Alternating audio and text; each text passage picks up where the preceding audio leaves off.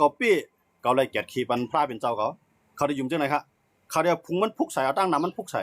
ก้อยกับกำลื่นมาเนี่ยถามว่าปี้ไหนเมืองเจ้าอันเอาศาสนาเลยต่อสู้การเมืองการซึกในห้องหันเขาปี้เพื่อนเนาะเขาด้วยเหมือนเจ้าหนังอิสลามมุสลิมเนี่ยเขายุ่มย้ำจังหวะในเขาใครไล่ล่าอิสลามใครไล่เมืองอันแจ้งต่างพระเจ้าเขาในเขายุ่มย้ำแล้วในเอาหมักกองหมักแตกในเขาว่าเนาะหมักแตกในหมักระเบิดในมัดจอมตัวจอมคิงไงเข้าก็ยาก็เตี้ยรีหมดมัน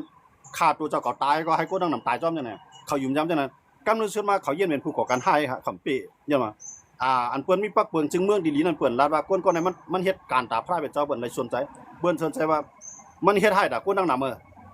เฮ็ดให้ก้นเกี่ยวข้องมาตายจอมมันนั่นเนี่ยเปิ้นเอาตั้งพี่อันว่าผู้ก่อการให้ในทางห้างเอากำลังซื้อมาสู้เหมือนนะเข้ามาด้วยเหมือนจังนั้นISเนี่ยISเนี่ยให้นะคือขายก็ใหญ่นะมันตั้งค่าก้นเนี่ยก็ค่าปาดคอนะมันตั้งนะกำลังซื้อมาISก็ไล่เมืองเศรษฐีเนาะรัฐอิสลามรัฐมุสลิมเขาก็ไล่ครับเนาะย้อนไปจังไหนได้ดอกเลยว่าเฮาเข้ามาด้วยดีนั่นน่ะกวนอันเอาศาสนาสิเลยต่อสู้เกาหลีกวนอันเอาศาสนาสิเลยอุปเปิงเมืองเกาหลีเฮาข้ามพันเมืองนั้นขึ้นใหญ่เฮาข้ามพันศาสนาอันลุกขึ้นต่อสู้นั้นปีเป็นไผปีเขาเนาะอันนั้นเขาได้เล็ดด้วยทั้งเยอะมาเนี่ยศาสนาเนี่ยมันจะสอนมาอย่าไปตึกอย่าไปโต้กันอย่าไปขี้เนื้อเตี้ยเตียงกันอย่าไปเอาโคของลายกันอย่าไปขี้เปียดขี้เลียนต่อกันให้เป็นก้นดีกันน่ะพระเป็นเจ้าได้พระเป็นเจ้าอะไรก็อย่ามันได้สอนเอาบันจังได๋ก็ก้อยกับก้นแห่งก้อนนึงซ้ำเอาลองศาสนาเนี่ยมาเป็นเครื่องมือพวกเขาเฮ็ดให้ป่นเปลี่ยนศาสนาพวกเขาเฮ็ดให้ป่นเปลี่ยนศาสนาพวกป่นเปลี่ยนศาสนามาเนี่ยเฮาหลุลุกขึ้นแก่เคกำลืนมาเขายังเป็นคนหายกับเบิดอันนั้นก็อยู่นี่ได้มันสินางศรีลังกาอันนั้นก็เป็นเมืองศาสนาเฮืองเมืองนึงกำลืนสุดมาในหลวงปองจึงเขานั้นปล่อยก้นเมืองในเงืองะนะให้ก้นเมืองในมีปิ่งยาตั้งฮู้ซังกำลืนสุดมาในผู้นำก็เอาพวกของได้ลินแนะนำขายได้กำลืนมาถุงนี้โฮมหอบหน้าหอบหลังเนาะถุงนี้ทุ่งไปยืนมือถุงนี้เมืองเขตนะคะเนาะเฮ็ดนั่นสิแลกำเนิดสุดมาในกวนเมืองกวนเมืองศรีลังกาก็ยอมรับหลายลือเปียดผู้นำเขาเนาะก็ในหมู่เจ้าหนังนี่ปานก็เหมือนกันก็เนาะเอาลอกลายจังได๋สิแลเต็กเตียงกวนเมืองเจ้าเก่า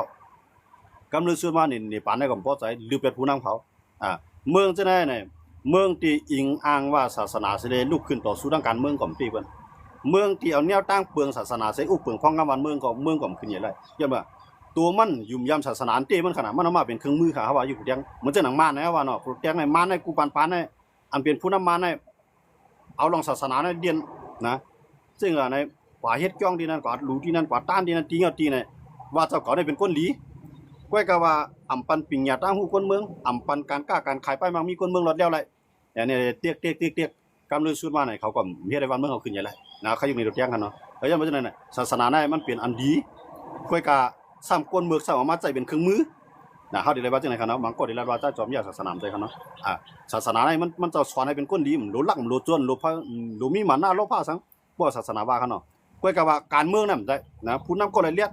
ผู้นำก็เลยมีเงินผู้นำก็เลยบ่วางแผนวานเมืองน่ะได้ขึ้นใหญ่กวนเมืองน่ะได้ขึ้นใหญ่ก็ในว่าผู้นำมันซ้ำผู้นำมันเงือซ้ำเฮ็ดจังเลียดก้อยก็เอาศาสนาในมาปิกหูปิกตาอันนั้นได้วันเมืองโจมกะเมืองไหนเมืองนั้นเนาะเขาอยู่ในเรียงมันกันนะแต่ยังไม่ถึงนะว่าศาสนาในสอนให้เป็นคนดีให้เป็นคนรักให้เป็นคนเลียดให้เป็นคนมีตังคู่ให้เป็นคนมีใจอีหลูให้เป็นคนมีเมตตานะศาสนากวนในสอนมันจังได๋ก้อยกะก้นมือเขาซ้ำมาศาสนาในเป็นเครื่องมือมันจังเขาว่านั่นคั่นเนาะเหมือนเจ้านางทำมาด้วยเลยอายะตะโลเนี่ยเมืองอิหร่านเนี่ยเป็นเมืองมหาเศรษฐีหลวงน้ำมันในไม้สีของกัมพูชาเนาะส่งออกน้ำมัน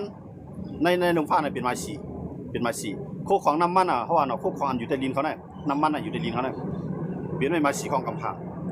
เมื่อปานเจ้าพระชาได้เขาเป็นเมืองมักมีเขาอย่างมาเขาคงมือกันหน้าอเมริกันนะครับเนาะคงมือกันหน้าอเมริกันเขามาขุดน้ำมันขายออกส่งออกอย่างนั้นเนาะอเมริกันก็ไล่อิหร่านก็ไล่เมื่อนั้นเขาเป็นอุ้ยเลี้ยงครับจ้างก็ในคืออันเป็นโป้ของอายาตะโลเขาจะนอนที่มาในคันนะโป้ของอายาตะโลในก็เขามาย่อก็รับว่าอันเป็นเครือข่ายเจ้าฮอกค่ำในเป็นค้าฮับใจเมืองอเมริกันย่อเอาโคของน้ำดินพาเมืองเขาในกับปานอเมริกันหมดย่อกวนเมืองเขาได้ทบตั้งหยาบย่อพวกกวนเมืองในมาลึบลำเบียดเจ้าพระชาเนาะในหมายถึงเมืองอิหร่านเขาเนาะพวกเจ้าพระพวกเขามาลึบลำเบียดเจ้าพระชาในเขาก็พวกเขาเป็นไผ่เป้ปุ๊บในอันเป็นกลุ่มนี้อเมริกันที่นั่นเขามายึดเป็นหมดครับนะเขามายึดเรากำไรเขากับให้โก้พลาในเผื่อเขายึดอะไรเช่นนั้นกับให้โก้ขี่ให้โก้รัสเซียกับอิหร่านเนาะกำไรเอาอาหนามนั้นเป็นใหญ่เอาศาสนานั้นเป็นใหญ่ เฮ็ดนั่นสิเลยเตียกก้นเมืองนี่มันก้นเมืองในคืนนะครับเนี่ยเพิ่นก้นเมืองสังอีดอนก็พิศาสนาอีสังอีดอนก็พิศาสนากำลือสุดมาเนี่ยยุโรปเขาอเมริกาเนาะในปิกป้ายบางมีเขาแทงไงพอปิกป้ายบางมีเขาปุ๊บเนี่ยกำไรการค้าการขายการส่งออกเนี่ยมีอ่ะนะมีก็อีน่ะกำไรคู่เราคู่ของเดลินแต่ลินแนะนำขายได้ขายเอาก็ไรเงินมามาสร้างหน้าการต่างงานปันก้นเมืองเฮ็ดให้ก้นเมืองในมีการมีงานมีเงินกำไรสิ่งอะไรขายน้ำมันมาเนี่ยเอาเงินมาแจกนะเอาเงินมาแจกปันก้นเมืองเขาแจกสิ่งอะไรเนี่ยกวนก็ไรหันดีเขาเอาเงินแจกให้เลือกเขาขึ้นมาได้เขาเจ้าผู้นำเขาในแก้แขนเอามีเงินเอาลงเขาเนี่ยเพราะอะไรให้การนั้นก็เลยเอาเงินในแจกวันกำลังวัดสุดมาเนี่ยเงินอันที่มันแจกนั่นก็เอาคู่ของเดลินแต่ลินแนะนำกับขายมันมีต่างเสียงเขาแล้วเนาะกำไรเงินปอกับกู้เงินต่างเมืองมาขึ้นมาแจกให้มีคนมาเลือกเจ้าเก่าขึ้นมาพี่ดิแกเฮ็ดอะไรกำลังสุดมาเนี่ยป้ายมามีก็ตกเงินแต่ได้ขึ้นเต้นดีก็มีอ่ะมาคนเอาเงินในกับปันก้นเมืองน่ะมันจังว่าเฮาว่าคนในแถมที่เฮาได้กับปันกับสอนมันให้กินปลานั่นเฮากับสอนมันให้หาปลาเนาะเพราะสอนหลายกินอะไรผู้หลายกินให้มันผู้หลายหากำลังสุดมาพวกมีแผลเลี้ยงอึ้มหั่นเนาะนั่นก็มื้อนั้นอีหลานนั่นก็มื้อนั้นปันให้ก้นเมืองเขาในถาหาเหตุการณ์ป้ายมังมีกำในก้นเมืองเขาก็จังกล้าจังขายกับจุเมืองหลายติเนาะกับจุรัสเซียก็เต็กซื้อเต็กขายกับจุเคก็เต็กซื้อเต็กขายเนาะกับจุเมืองหลายก็พวกกะตั้งยุโรปเพราะได้มันเป็นมีทางเมียวหั่นเนาะเดี๋ยวมีการค้าการขายรถแล้วเพิ่นได้มีจังได๋กำในว่าเขาเฮ็ดก็ยุโรปบ่เฮ็ดก็อเมริกาเนาะเนี่ยกำลังสุดมาในเมืองอิหร่านเย็นเป็นเมืองกอดผ่านขึ้นนะเมื่อเดียวในเมืองอิหร่านในก้นเมืองอิหร่านในปลายออกน้ำที่ๆค่ะนะตั้งแต่ในเมืองเขาได้เป็นเมืองมักมีเนาะก็กะว่าก้นเมืองเขาได้เย็นเป็นเมืองกอดผ่านก็ย้อนไปซั่นน่ะย้อนไปอันเขาเอาศาสนาในมาเรียนน่ะเนาะอายะตะลอเนี่ยเอาศาสนาในมาเรียนเอาศาสนาในมาเป็นเครื่องมือน่ะเนาะว่าคนยิ่งก็อย่าไปเฮียนดิกสอนไล่เตี้ยขาลาเตี้ยน่ะเนาะคนยิ่งนะผมใจเจ้าใจผู้เต็มเลยหันหน้าหันตากันเนี่ยติเลยหันหูตาเนี่ยเนาะติเลยใส่ผ้าลำราศีนะครับเนาะหรือสิคนในเฮือนเจ้าเก่าเต็มเลยให้คนนอกมันหันหน้าเขาติเลยหันหูตาไอ้ไหนคนยิ่งก็คนมันเป็นกาปันหมายเขาลูกเนาะคนก็ใครฮับไรอ่อนกันลุกขึ้นมาต่อสู้ว่าลุกขึ้นมาต่อสู้สำหรับพี่ศาสนามาสานคัดศาสนาที่ไหนก็มังไว้ก้นเมืองเขานะอันไหนเป็นดอกไม้ดีเอาก้นเมืองน่ะเป็นอยู่การเมืองนั่นขนาดนั้นแต่ว่าเขาเข้ามาด้วยที่ไหนเนี่ยเมืองอิหร่านเนี่ยสมว่าเขาปวดอะไรอายาตะโลเนี่ยอะไรปวดอะไรปืนศาสนาอุปเมืองพ้องงำเมืองไหนเมืองอิหร่านเนี่ยที่เป็นเมืองสเตลงขึ้นค่ะเนาะจะมาเนี่ยเมืองเขาในเส้นทางการค้าขายก็เข้มหนาเนาะติดจับตะวันออกกลางเขาหลายๆเมืองเขาเนาะเมืองหมาสเตลทั้งหลายนั่นนะเขาก็ติดจับหลายๆเมืองยาวกว่าการค้าการขายคู่ของดินแต่ลินแนะนำนะเมืองอิหร่านเนี่ยเป็นเมืองกว้างใหญ่เนาะเกี่ยวเสียงเงินคำคู่ของคนนำครับนะก็กล่าวว่าเมื่อในเขาเลยเป็นเมืองกอดผ่านว่ะเนาะยังมาในข้าดังหลาย10 ปีมาในตั้งแต่อายาตะโลกเข้ามาเมืองตั้งก็จะเป็นโปมันปูนะคำบ่ต้องดีขนาดนี้เนาะเมื่อนั้นก็เขามากวนปังแบบเจ้าพระชาติมื้อเจ้าพระชาติในปลายก็อยู่เจ้าพระชาติในตายแล้วก็ลูกชายมันตึกขึ้นไว้เนาะลูกชายมันก็อยู่ไว้ที่เมืองอเมริกันมื้อเดียวในลูกชายมันก็ใครขึ้นเข้ามาขึ้นเมียหนาขึ้นนี่ก็ปันแห้งอเมริกันเนาะปันแห้งคนเมืองให้ลุกขึ้นแบบอายาตะโลเขาเนาะไปกับมื้อเดียวในอายาตะโลเนี่ยมันมาตั้งตับซึกไว้ตอนตามมันขนาดเนาะตั้งตับซึกไว้ตอนตาตูมันแฮตั้งตับซึกไว้ตอนตามเมืองมันแฮตั้งไว้ตับซึก2ตับซึกเนาะตับซึกอันนึงได้แก่เขตจึงเมืองตับซึกอันนึงได้แก่เขตอายาตะโลไปกับมื้อเดียวในอันอเมริกันที่ได้รับปางตึกใหญ่เนี่ยจะเป็นตับซึกอันแก่เขตอายาตะโลเนาะเขาจะเขาได้พร้อมตายใช่มั้ยย้อนบ่อายาตะลอในเรื่องเขาลีนะครับนะอายาตะลอในเรื่องเขาลีปันลูกล่างน้ำเมเขามักมีดีเปลี่ยนให้เขาเฮ็ดดีต่ออายาตะลอให้เขาหรืออาสากปานอายาตะลอนั่นคั่นเนาะอายาตะลอในเลี้ยงดูวันเพื่อถึงลูกล่างน้ำเมเขาก็ก็กำไรซึกเจนให้hamเอาผมรวมอายาตะลอเต็มที่ก็ก็ซ้ำเต็กคนเมืองตัวเก่าฮะนะเต็กคนเมืองตัวเก่าก็หลายที่มันสารคัดทางการเมืองก็หลายที่ป้ายการเมืองเหมือนกันป้ายวนการเมืองเหมือนกันหลายเหตุการเมืองเหมือนกันในไว้เป็นผู้เขียนให้ในเต็กคนเมืองเขาได้จังว่าคนอีหร่านนั่นก็ป้ายก็ต่างเมืองตั้งหลายคั่นเนาะอันนั้นเขาอยู่ในเรียกว่าปางตึกกันในก้นเมืองอิหร่านในศูนย์หนึ่งในห้องให้เกิดขึ้นปางตึกให้ซิมเบียดอายาตะลอเขาซิมเบียดประธานาธิบดีของเขาเขาทุกอย่างตั้งไหนก้อยขัดแย้งศูนย์หนึ่งทำลาดว่าเขาเจอมากก็ยาวเขาตื่นเตะปันให้อเมริกาในมาจิ้มจ้อมการเมืองเขาตื่นเตะอยู่ห้างก้อยเขา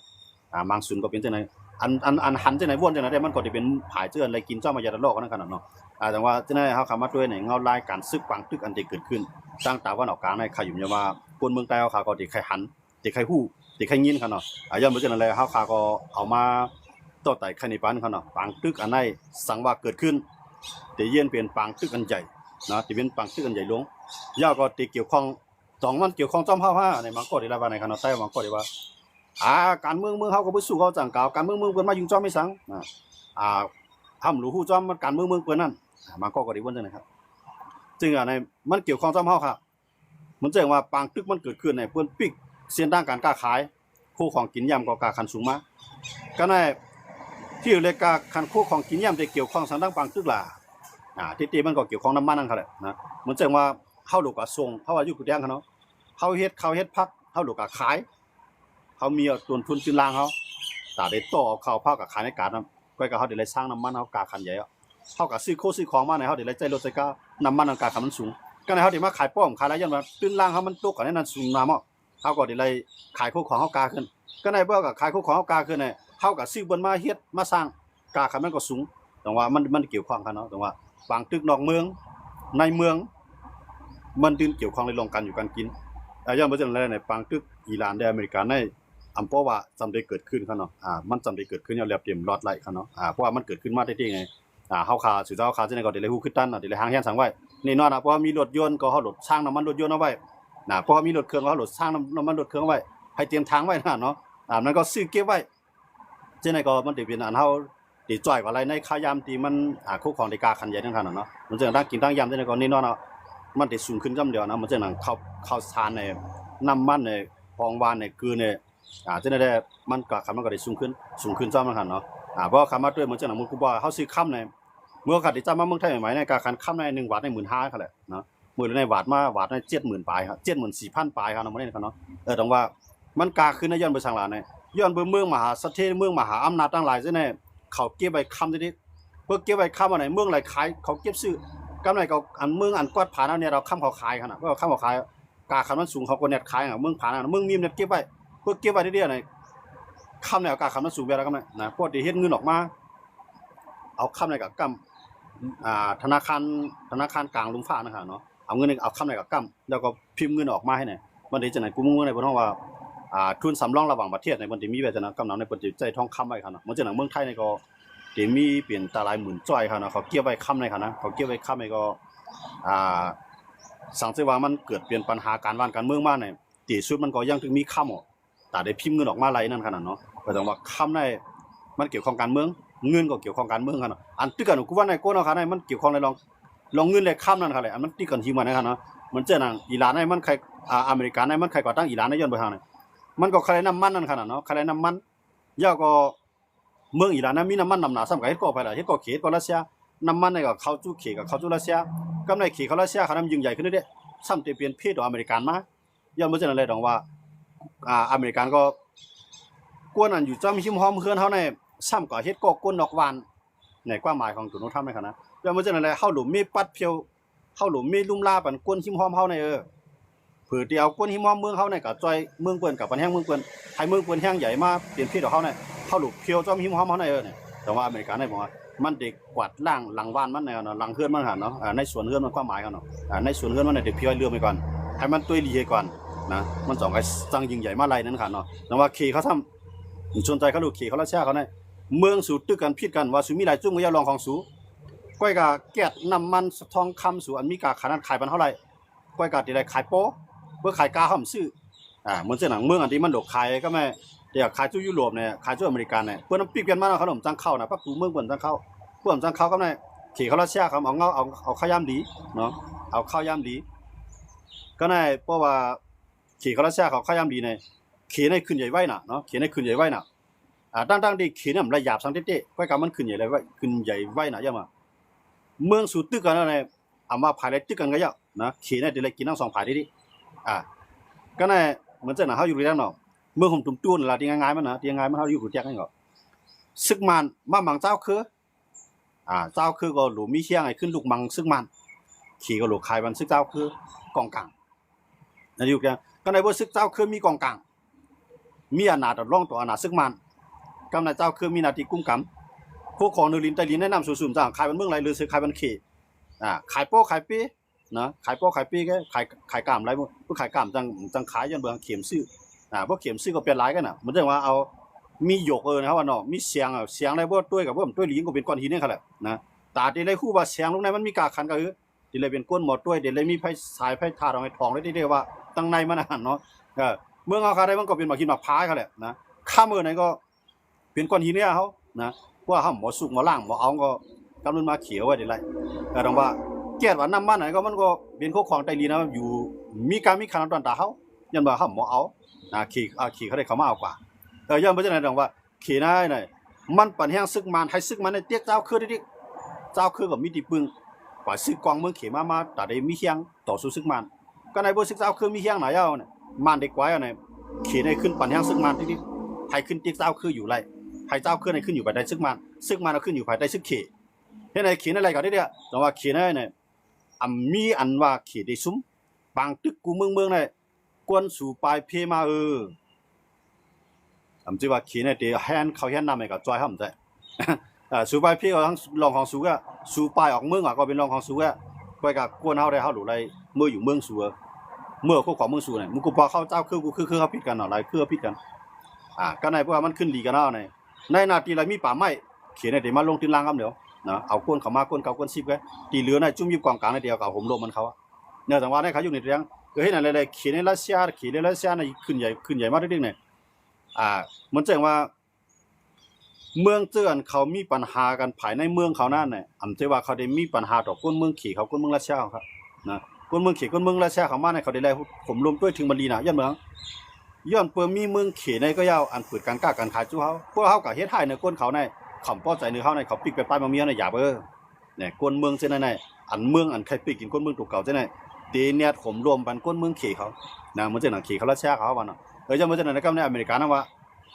เขาก็มือเรื่องนั้นหลวงเอาอเมริกันมาตั้งแล้วนะเมืองเปลี่ยนช้างนั่นลองของเปิ้ลได้ก่อนเข้าโหลดจอยให้เมืองเขาในคืนใหญ่นี่ตัวโน้ตทำในมีแนวตามไปบนจากไหนมานะครับเนาะเพราะว่าพอสู่อยู่จำวานเขาเมืองเขาในก็สู่หลุเฮ็ดก็เขาแกสู่อยู่แฮมเจ้าเปลืองเขาแกใจดีกว่าเฮ็ดก็ขี่เนี่ยตัวโน้ตทำในมันลายไปจากไหนครับเนาะเรื่องอะไรมันว่าจากไหนมันนำกับมังขี่กับสื่อละทำเดี๋ยววันในมังก็กันเนาะเตี้ยในเพื่อกับมังขี่มันดีเยี่ยมเป็นปังตึกลุงภาพประกำสามไปกับใครมันเปลี่ยนฮะเนาะปังตึกลุงภาพประกำสามในเมืองสัตย์ที่เขาในกับใครเปลี่ยนยันว่าก็เขาจะไล่อยู่ดีกินดีเอาค่ะเนาะเพราะว่าเปลี่ยนเมืองเปลี่ยนปังตึกลุงภาพประกำสามเนี่ยมันได้เป็นเขาหนังกันตีไล่อยู่ดีกินดีนั่นตีไล่มังกันกันในเมืองเจือนทุกข้าเส้นในเด็ดโจมมันก็ในโจมยังไงล่ะเนี่ยเพราะว่าไผ่ปี้เปลืองอุปเปลืองฟังงามเมืองมันก็ดีแหลกลายที่เอาข้าวยามดีเสียแล้วไล่พื้นตูมาบางเมืองก็ผ่านในบางเมืองก็ดีขยันที่นั่นครับเนาะเมื่อเสร็จเขาขาดแล้วอยู่เรียงก้นเมืองใต้เนี่ยเมืองไหลมังกันเขาโจมยันเมืองพวกเขามังกันเขาตึกกับยี่กันวันเมืองแหลกลายการอุปเปลืองฟังงามเมืองแหลกลายเขาก็ทุกข้าเหมือนเก่าขนาดผู้ว่านะมีไผมาจอยสังเขาเพราะว่าเมืองเขียอเมริกันมังกันในเมืองเขียซุ่มกับว่าอเมริกันอุปเปลืองว่าพวกอเมริกันอุปเปลืองลีเขาขาก็ได้เลยสามที่จิ้มจ้อมันเขาอยู่ดีดังพวกเขียปีกว่าในพวกเขียมอุปเปลืองลีก็เขาก็ตุกอยู่ภายใต้เขียแดงกั้มมันกล่อมนาเลยเสือนเปลี่ยนไว้ในข้าวยามมือเลี้ยวครับนะย่ามาจากไหนดังว่ามือเลี้ยวเนี่ยอื่นกล่อมไล่ค่ายกล่อมออกกันออกก้นมือผมตุ้มตู้นี่ครับนะเด็ดปันแห้งซึกมันกล่อมจังเด็ดต่อสู้ซึกมันกล่อมปีกำในตีว่าข้องเอาขี่มาจอยเขาเลยเมืองเขาเนี่ยบันขี่ในก็ขี่กล่อมฮัดเทียบยันไปสังขี่ก็ซ้ำกูมาในหลุดมือมันแต่ว่าให้ในปล่อยเขาในเปลี่ยนก้นไข่ก้นข้อก้นหนาตรงนะให้เขาเป็นสัตว์ที่ก็มันเปลี่ยนไรให้เขาเป็นก้นมีปีญาก็มันจังเฮ็ดได้ให้เขาเป็นให้เขาเลยอยู่กันเย็นก็มันเปลี่ยนไรนะแต่ว่าเขาก็กำลังเย็นอยู่กันอยู่ต่อสู้กันให้ในได้นะแต่ว่าก้นเมืองใต้ก็ดีก้นเมืองทุ่งก็ดีเนี่ยเขาขาดขามตามการเมืองในมายันเมืองในเมืองใหญ่เส้นในขำใครเมืองเขาสู้ซาเขาด้วยเขาก็เฮ็ดสังดังมันนะว่าขำเฮ็ดสังดังซึกมันก็มันหนาวได้นะยันเมืองซึกมันในกว่ากล้าขายตั้งแต่วันตรงในปีกพักตูการกล้าขายเป็นมันขนาดนะก็ในลุงฟ้าในอันมีเพียงเงินแต่ซื้อในมันมียุโรปและอเมริกานะครับมีเพียงเงินซื้อนำเลยเบิ้ลนะก็ในกับขายเป็นขี่ในขายเป็นรัสเซียในขายเป็นอินเดียเขาจะนำซื้อโป้ขนาดยันเมืองซึกมันมีดังเลยก็พวกขายโป้ก็ขายไรการอะไรขายโป้พวกขายโป้ไปขึ้นใหญ่ขี่ขึ้นใหญ่ตั้งเมืองห่มตุ่มตู้เขาแลตั้งเมืองขี่ในไล่รถแล้วกันขอผ่ายได้อังเกียรต่างกันเข้าในไล่ออนตั้งเขตปีหนึ่งนะไล่เมืองก่อนขอผ่ายได้อังเกียรในแลนตั้งเขตปีหนึ่งเขตในตกเลื่อนเข้าค่ะนะเขตในตกเลื่อนเข้าค่ะปีหนึ่งเข้าในไล่เมืองก่อนขอเขตในตึกอยู่ภายใต้ผู้อังเกียรนะมันนะก็ในพวกอังเกียรซุ่มปังตึกอเมริกาเนาะอังเกียรซุ่มอังเกียรถอยเอาเนี่ยป่าเนาะกำไรเขตอะไรเมืองก่อนขอเมืองห่มตุ่มอะไรเมืองก่อนขอไว้ก็เข้าได้อะไรเมืองก่อนขออะไรจื้อไงก็เขตอะไรเขาได้ตีค่ะเนาะขี่ก็เลยตีคำพิดกันนั่นเนี่ยใจเงาเขาก็พิดกันเนาะขี่เรื่องขี่เลี้ยงขี่เผือกเขาก็มังกันเนาะเองเหรอก็เขาได้เขาใจเงี้ยในมังกันนะคำกันมังกันนะมันมีตั้งน้องเขามาจิ้มนั่นเนาะว่ากำลังซื้อมาเขาก็ขี่ขายปัญหากันได้เนาะใต้ปัญหาอยู่กล้วยมันขี่เลี้ยงเราอยู่กล้วยมันเนี่ย มือขีปึกขีเลี้ยงบังกันเนี่ยแต่บ่มีตับซึกเอาขนาดที่เต็มมันนะเฮามีภายนึงเฮ็ดก็ขีเผือกมันเจ้านังเจ้ากันเจิ้งเขาเฮ็ดก็ขีเผือกบ่เจ้าตุ้งเฮ็ดก็ก้นขีเผือกมาถึงจังคัดเช็คเขาเนาะก้นของจังคัดเช็คเขาว่าเนาะมันเจ้าเจ้าซื้อแทนเขาก็เฮ็ดก็ขีเลี้ยงกำลังซื้อมาขีเลี้ยงก็มือกว่าปล่อยไปเท่าขีเผือกก็มือกว่าปล่อยไปเท่าเฮากันขึ้นมาขึ้นกันกำนั้นนะยันบ่เจ้านั่นว่าเฮาได้เฮาเป็นอยู่เพิ่นก็เฮาว่าเนาะยันบ่เจ้านั่นว่าการเมืองนอกเมืองนั้นเนี่ยอาจจะไปว่ามันเกี่ยวข้องกับเฮาเนี่ยมั่นใจนะการเมืองนอกเมืองนั้นก็ต้องเกี่ยวข้องกับเฮาเฮาว่าอยู่เรื่องสังเกตว่าอิหร่านเนี่ยตกลงกันเนาะอเมริกันเนี่ยอิหร่านเนี่ยมังที่ก็ถึงเปรี้ยอเมริกันเนาะมันได้ตกลงกันพอตกลงกันปุ๊บในอิหร่านตอนนี้มาขายกองกำมันซึกมานั่นมันก็ยอมลงเมืองนึงนะเมืองหลายที่มันตกอยู่ภายใต้อเมริกันมันเตรียมมาขายเครื่องกองกำมันเมืองหลายที่มันตกอยู่ภายใต้เขตมันได้ขายเครื่องกองกำมันอันนั้นมันเกี่ยวข้องกับเมืองเฮาครับมันจะมันเกี่ยวกันนะยันว่าจะนั่นว่าเพราะว่าอิหร่านตกลงกันเนี่ยรัสเซียก็ลดลงกันเขตลดลงกันก็ในเพราะว่าอิหร่านในคนเมืองอิหร่านเขาเปลี่ยนใจอเมริกันในจุกอยู่ภายอเมริกันในอเมริกันเขาก็ได้ควักอาณาเข้ามาแทงนะตีมาจำภายหลาเนี่ยตีมาจำเขตนะตีลูกก็อเมริกันนั้นมันได้สร้างบางตึกเนี่ยนะอเมริกันยันมาอเมริกันอยู่มาอะไรในลุมฟ้าในมันใจว่าเฮ็ดให้เฮ็ดหน้าอยู่มารอดนะมันขายเครื่องกองกลางอยู่มารอดยังบ่เจอนั่นแหละเพราะมันสร้างบางตึกในเมืองเจริญอะไรก็เย็นนั่นเนี่ยหาเงินหาต้องนะเตรียมเอาเงินเนี่ยก็ซื้อเครื่องกองกลางอเมริกันเพราะมันมีบางตึกในพวกเมืองนั้นมีเครื่องหนักเพิ่นก็ได้มาหมั่งเมืองมันก็ได้เนี่ยก็ซื้อเครื่องกองหนักอเมริกันมันเจริญเกี่ยวปานได้แน่เนาะเกี่ยวปานเกาหลีใต้เนาะออสเตรเลียหมดเลยเนี่ยทางแห่งเครื่องหนักเขาได้เดียวยันมาเกาหลีใต้มีเกาหลีเหนือไปหมั่งมันของกูข้าวยามกำไรเกี่ยวปานก็มีทั้งเกาหลีเหนือมีทั้งเขไปหมั่งมันอยู่กูข้าวยามเพราะมันสร้างเห็นแห้งมันว่าไหนจึงเกี่ยวปานก็ตัดได้ปีเขได้เปลี่ยนไรจำโดยเขในแห้งใหญ่แห้งหนาเพราะมันแต่นั้นเกี่ยวปานแต่ว่าเกี่ยวปานเราได้แล้วเครื่องแล้วนักที่อเมริกันเข้ามาอเมริกันก็ได้เลยมามีอันนาปะวะในเอเชียเนี่ยเนาะมือเลยเนี่ยจะมาถึงอาเซียนเอาขนาดนะมือเลยเนี่ยเกี่ยวปานอเมริกันเขาเนาะมาอันในอาเซียนเอาขนาดอันมันมาจำได้มีอยู่2เมืองในข้าวยามหมดเดียวเนาะหนึ่งในไต้หวันไต้หวันใช่ปะไต้หวันในเอเชียขนาดฟิลิปปินส์หนึ่งในฟิลิปปินส์มาตั้งทับซึกไว้อันไหนก็มาไปเขียนเขาเลยลองเนาะก็ในมาทางกัมพูชาอันไหนก็มาทางนะซึกอเมริกันนะเอาคือต่างซึกเหมือนกันเนาะคือความตึกอันนี้ก็มาทางสังเกตว่าอิหร่านตกลงกับปุ๊บในอเมริกันมันได้ขยายมันได้ควักเอ็นแห้งมันมาในเอเชียเพราะว่าวันลีขึ้นลีเขได้เกี่ยวปานบางกันก็ได้เลยป้ามันตั้งเกี่ยวปานในตั้งอเมริกันได้ควบมันในบางเขก็เลยได้หาอุ้ยลีมันเนี่ยเมืองนั้นมันจะแหลกหลายนะแต่ว่าปางตึกในเมืองไรเสียมวานในปาก93จึงเมืองในอันเต็มป้อยุ่งเกี่ยวกับมันในเพื่อนเมืองเล็กๆล็อกๆได้เต็มพวกเกี่ยวของสังตั้งเขาก็กับพวกเป็นเมืองใหญ่อันเป็นอุ้ยลีรัสเซียเป็นอุ้ยลีของเขเป็นอุ้ยลีของอินเดียซึ่งในมันได้จังเกี่ยวข้องการเมืองลุมฟ้ากันเนาะยังไม่ใช่แต่ว่าเขาค่ะคนเมืองใต้ก็ถูกไล่ฮู้ขึ้นตั้นเหมือนเปิ้นอยู่ในนั้นขนาดเนาะยังไม่ใช่แล้วเขาก็ต้องไล่เอาลองว่าปางตึกอิหร่านเรืออเมริกันได้เรียบตีไล่หันอันตีมันยาวนะเรียบเต็มปอกขึ้นกายยาวอันนั้นก็สังเกตพี่น้องเขาใครฮู้ว่าเขาตึกกันมันหลายพอยปีกว่าอันนั้นก็ใจเต็กติดตามมันไว้ขนาดอยู่ยามว่าพี่น้องเขาตีเลยถอมแล้วยินเหมือนกันข้าวนะครับเนาะบางพี่น้องคนในเมืองใต้เฮาเนี่ยเขาใครถอมเขานอกเมืองว่าในคำจังถอมติดๆแล้วว่าคำจังถอมได้ติดๆว่าขนาดมาบางก็ได้กระถอมภายม่านในบางก็ได้ถอมภายไทยในค่อยการบ่ใครถอมภายใต้ก็ในใต้ก็มีอยู่หลายเกาะขนาดค่อยการในนั้นก็ป้าขาวคนนึงอันที่คัดใส่เอามาต่อได้ใครในบ้านพี่น้องเขาเนาะเกี่ยวกับลองข่าววานการเมืองนอกเมืองในเมืองในขนาดอันนั้นก็เอามาต่างกันเนี่ยยินชมขอบใจน้ำพี่น้องเขากูเกาะขนาดเกี่ยวกับลองปังตึกนั่นเพราะมันมีลองขึ้นมาเสียงอื่นเนี่ยเขาขาก็เดียวขึ้นมา10รายงานบันพี่น้องเขาผู้ปัญญาเขาให้ผู้ขึ้นดันพวกเขาหันพวกเขายินพี่น้องเขาก็ได้ผู้ดีได้หันได้ยินเหมือนเขาเนี่ยยันมาจากนั้นแหละยินชมขอบใจน้ำพี่น้องเขากูเกาะกูเจ้าที่เขามาปัญญากันในวันมื้อนี้ในขนาดไม่สูงกันกูเกาะใส่กำขาไม่สูงค่ะ